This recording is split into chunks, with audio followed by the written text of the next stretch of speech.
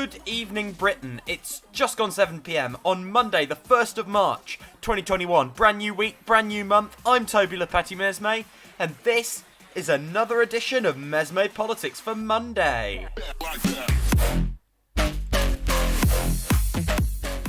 On the way for you, the Brazilian variant. Just how worried should we be? Is Joe Biden really a pro-Labour president? But first, the shadow treasury. What's Labour's economic alternative? What are they saying? What is Annalise Dodds playing at? What's going to happen? That's a very big question. So we are with you for the next half hour with all the latest in UK and US politics from a unique leftist perspective. This is MesmePolitics. You can get in touch in the chat, or you can email tobyjoshua2004 at gmail.com. So what's going on? What's Labour's economic alternative? Well, that is the question, isn't it? That is the question of the hour. Annalise Dodds was speaking today, associated with Bloomberg, basically doing a pre-budget briefing. The budget is on Wednesday. This is the Shadow Chancellor's speech. She did speak a bit last week at a panel, but this was more in depth. It was about Labour's plans regarding Budget 2021. Let's have a listen to some aspects of the speech from the Shadow Chancellor. Throughout the whole crisis, the Chancellor has failed to make that link between health and our economy. He can't see that targeted, effective funding to support self-isolation, for example, would constitute a net gain for our economy, not a net cost. If people who have coronavirus don't stay at home, transmission increases and the economy is subject to restrictions for longer. Yet right now, only 3 in 10 people who should self-isolate are doing so. A year ago today, the TUC launched a campaign to improve statutory sick pay with the full backing of the trade union movement. A year later, it is still just £95.85 a week, just £1.60 more than it was that day. That's one of the lowest rates in Europe. The Health Secretary himself has admitted he couldn't live on it. And 2 million workers are not covered at all. It's simply not good enough. It took months for the Chancellor to come up with a scheme to support some of those affected. When he did, only 1 worker in 8 was automatically eligible. Changes made last week, months after the scheme was first launched, are a step in the right direction, but it's still not clear if it will be enough. And the Chancellor has refused to even contemplate long-term changes to statutory sick pay. Where Rishi Sunak has introduced broader economic support, it has not been part of a coherent long-term plan, but has involved endless chopping and changing. The impact of this irresponsible approach can be counted in lost jobs and lost livelihoods.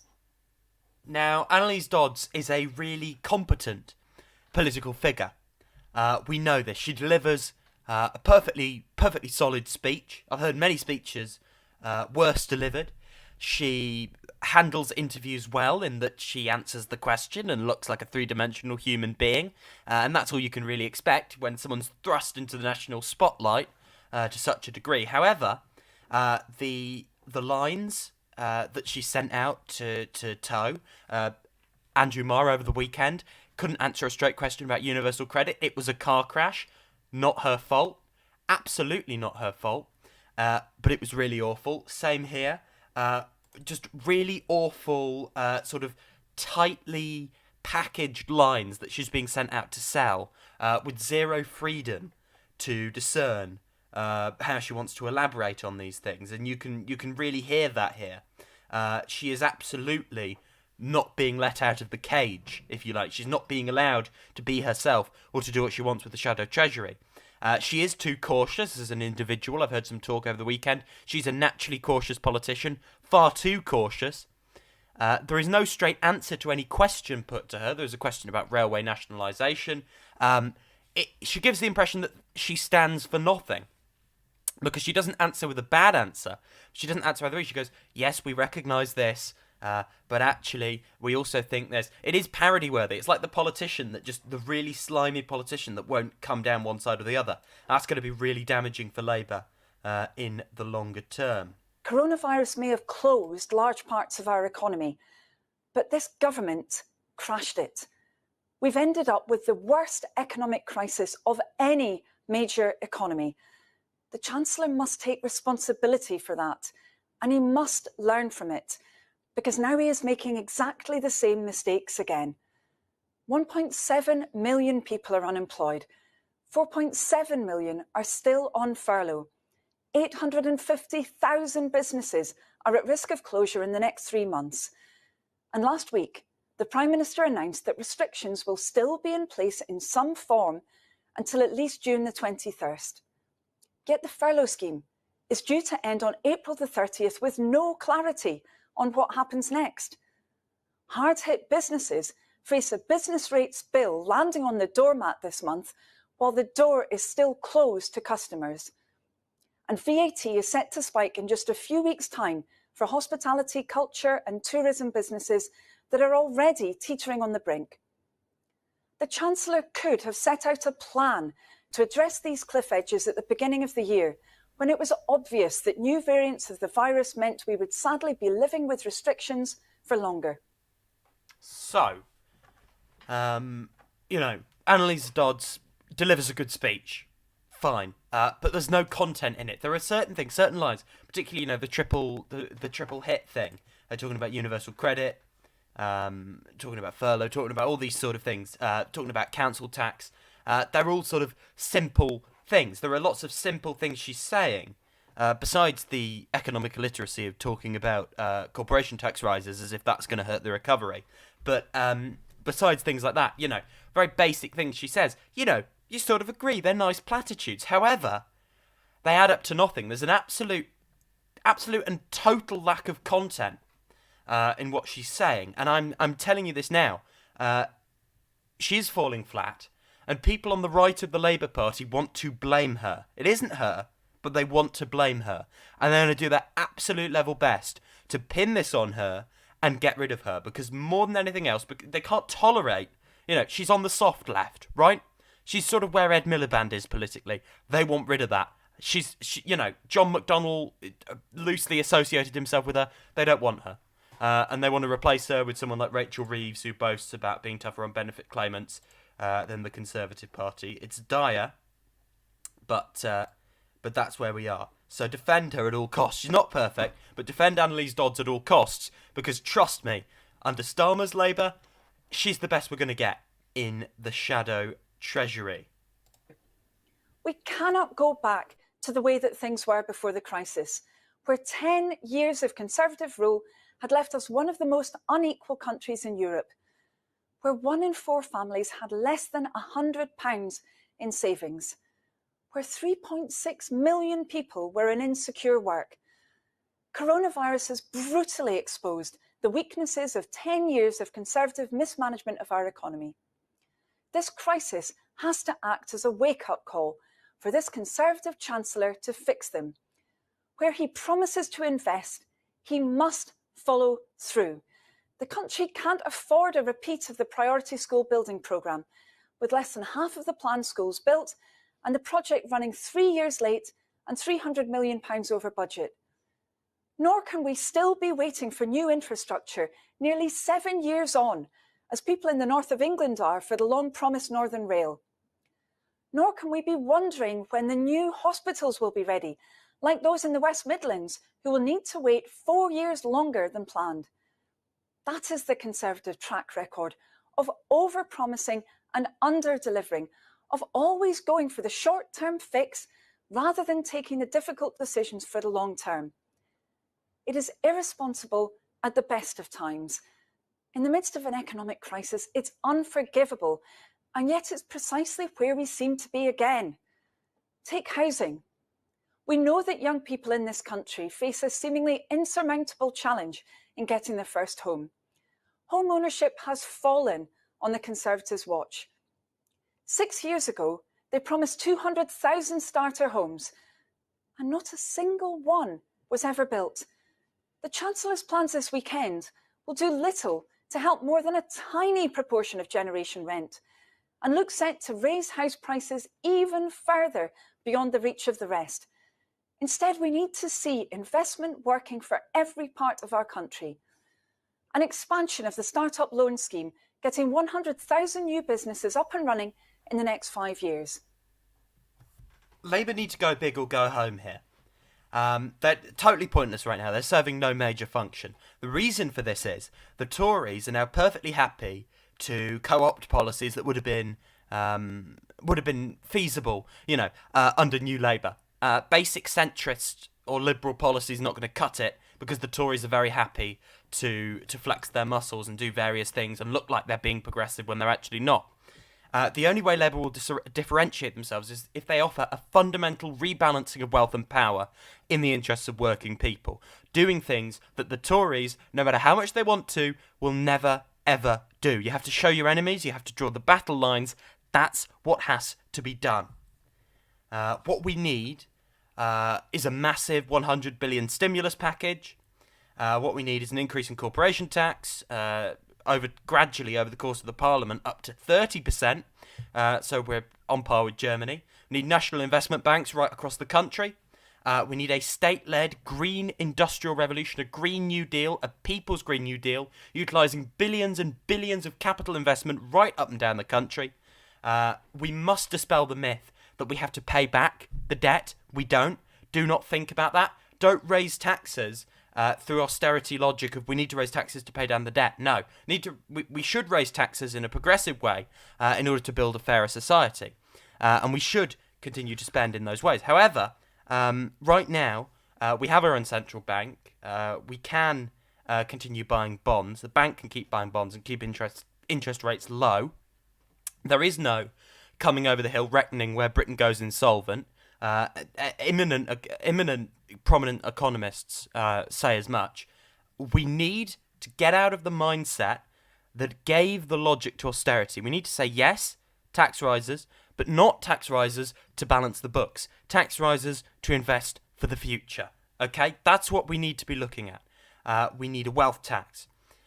We need to raise taxes on the top, the top 5% of earners up to something like 55%. These are the sort of things we need to do. All the scaremongering about these sort of policies has been proved wrong time and time again right around the world. Most of those measures need to come in a while. Immediately, we can look at a windfall profits tax. We can postpone a wealth tax a little bit, but basically wealth tax. Need a stimulus bill, and we need relief to prevent council tax from going up and prevent the government from hitting people where it hurts by raising, lower taxes and doing it in a regressive way.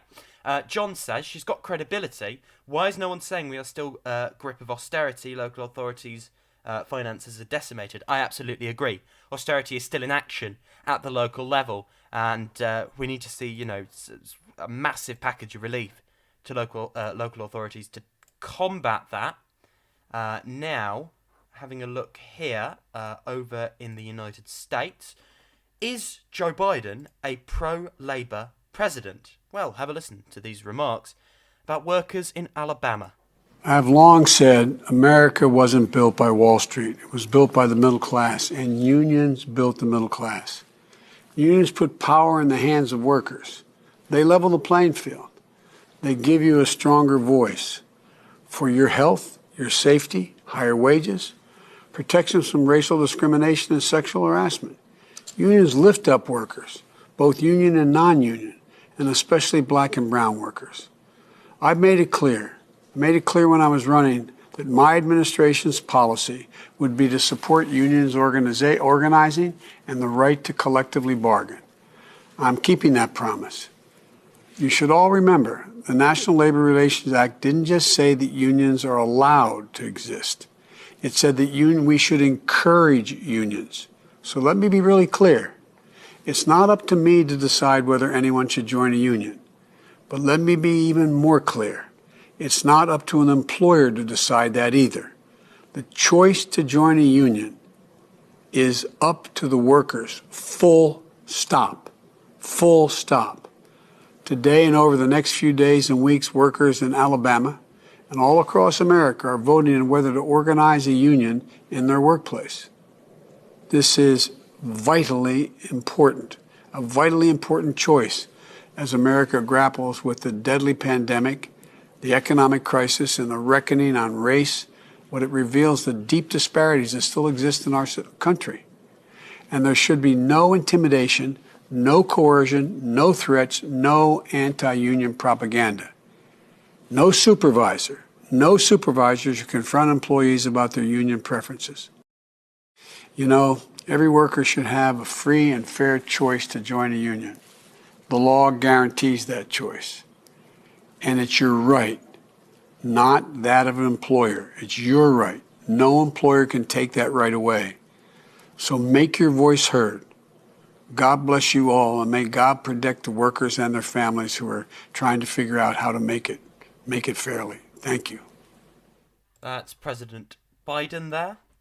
So the question is Joe Biden a pro-Labour president? The first thing, these words really help. They really do help.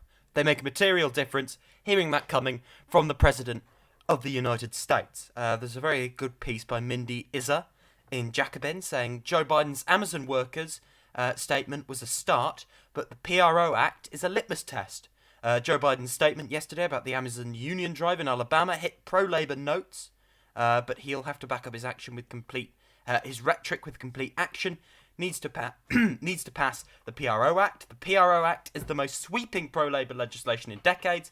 It would effectively end anti-union right-to-work laws currently in the books in 28 states, institute financial penalties on employers that retaliate against workers who organise, prohibit employers' captive audience meetings, require employers to bargain a first contract in good faith, repeal the prohibition on secondary boycotts, an instrument of worker solidarity banned since the late 1940s, and bar employers from permanently replacing strikers.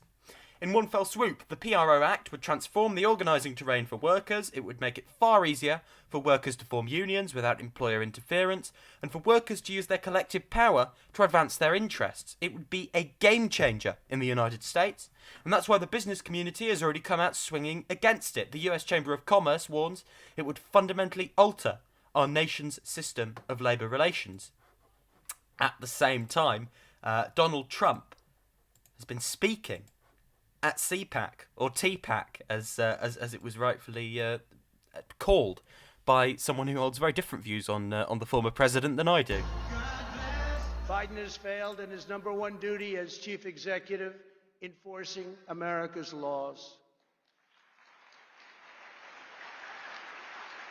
This alone should be reason enough for Democrats to suffer withering losses in the midterms and to lose the White House decisively 4 years from now.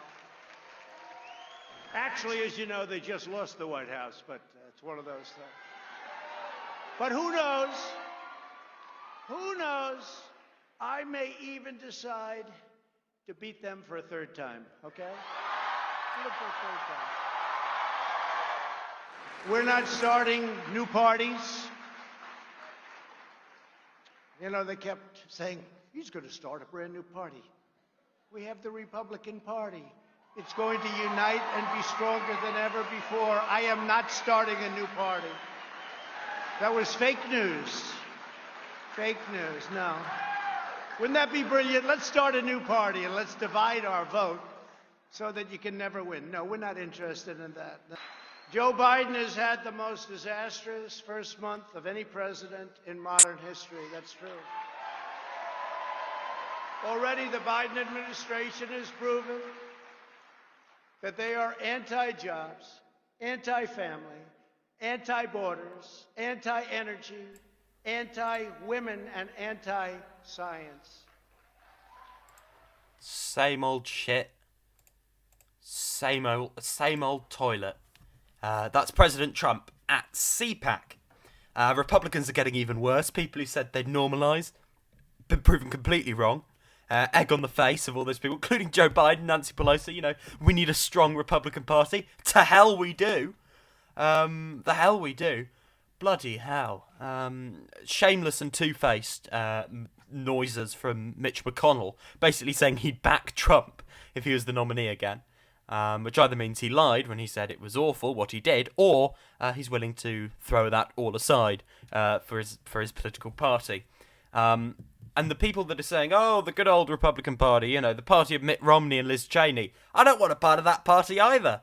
First of all, that party has no electoral appeal. Trumpism has electoral appeal. That doesn't have electoral appeal. But secondly, Republicans weren't good before. They were still nativist, backwards religious extremists that used dog whistle tactics. The GOP didn't get worse under Trump. It just showed its true colours under Trump. It was always creeping bit by bit towards fascism in a way that centre-right parties in Britain and Europe tend not to.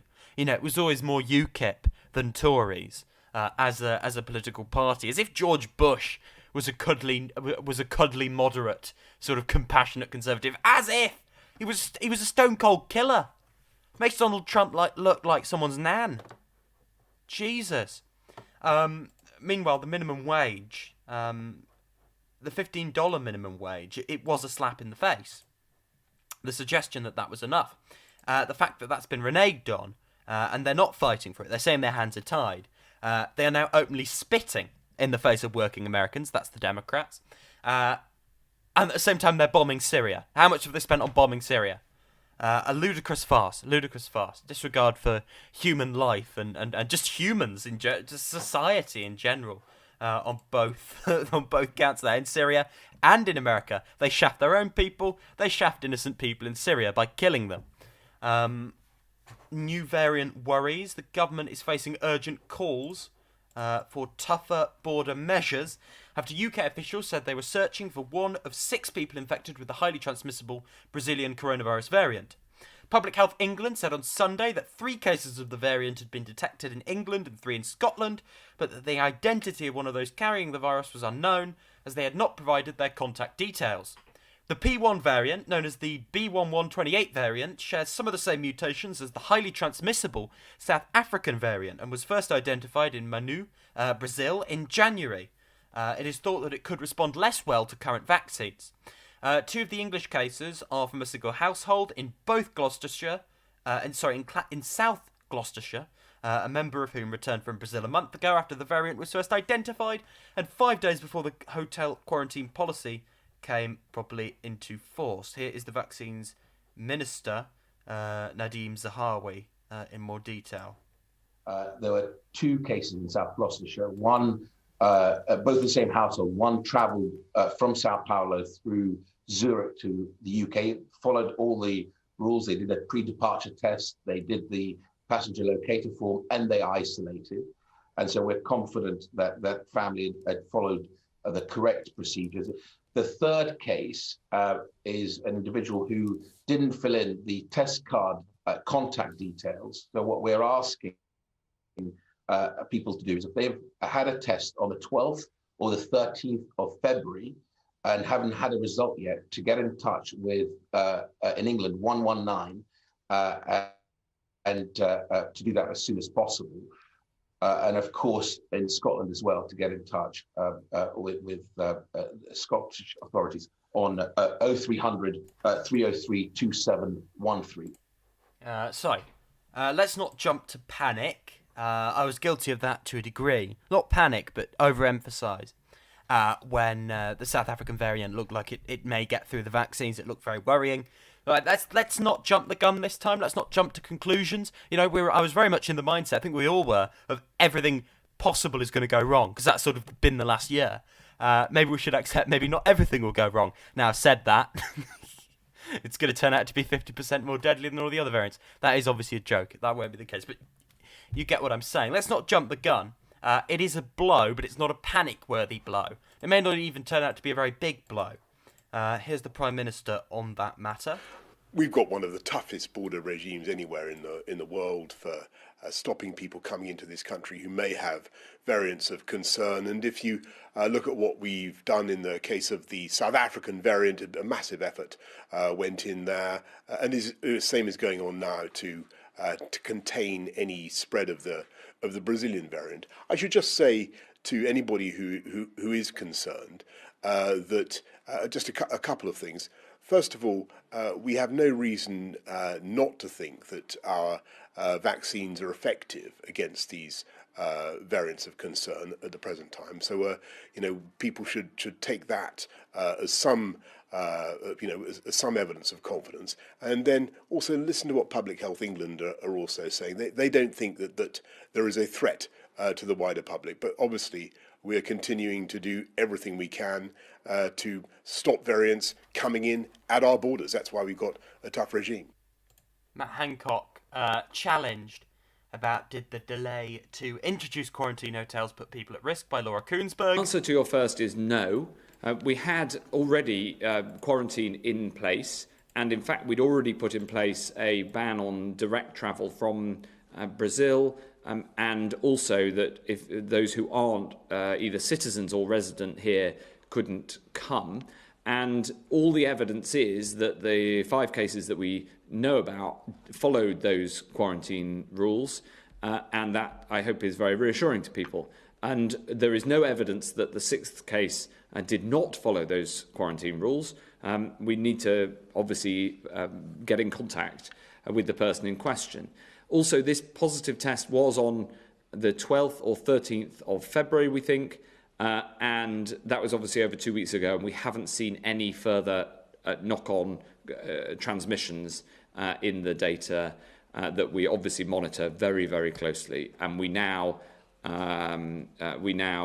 sequence around a third of all of the positive tests. So all of that points to the work that's been done and the system that was in place having managed to control this. But obviously, since then, we've introduced further and stricter measures, the hotel quarantine, as you say, to strengthen this system. John says, well, they didn't do well then. How come all this security didn't check the form? Someone's goofed. Indeed, they keep saying, oh, it's 1 in 1,000, it's 1 in 1,000. Clearly, it's not running as well as they'd want it to run. I will give it the benefit of the doubt, because everything's been running pretty smoothly. But there have been big questions about the infrastructure they've brought up regarding test and trace. It's definitely improved, mainly because it's less contracted out now. However, which is what we always wanted. However, there are still very big questions. Matt Hancock speaking here as we hit a huge milestone. 20 million people across Britain have been vaccinated. I'm absolutely delighted that over 20 million people have now been vaccinated across the UK. It's absolutely fantastic. Huge thanks to the team. But in particular, I want to thank every single person who's come forward to get the jab, because we know with increasing confidence that the jab protects you, it protects your community, and it also is the route out of this for all of us. So a great well done to the team. Thanks to everybody for coming forward. There's a long way still to go, but we're making big strides. Indeed we are. I think we can all be very happy about that. It is a huge achievement. It's a testament to the NHS. It's also a testament to what the state can do. The Tories are definitely learning political lessons here about what you can do if you couple the state with the private sector, but actually let the state take a leading role in terms of investing, in terms of distributing and all these sort of things. You can actually get a whole lot done. And the old logic of private good, public bad, which we all knew was bullshit, even the Tories are starting to realise the public sector can actually be wielded to their own goals. So they're going to take this, they're going to use it to use the public sector to basically enrich the 1%.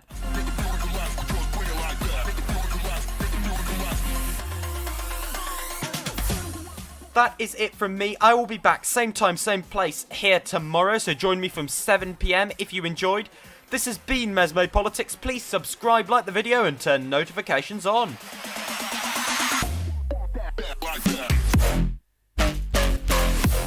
Congratulations, comrades. You are now up to date with all the latest in UK and US politics from a unique leftist perspective for the next 24 hours.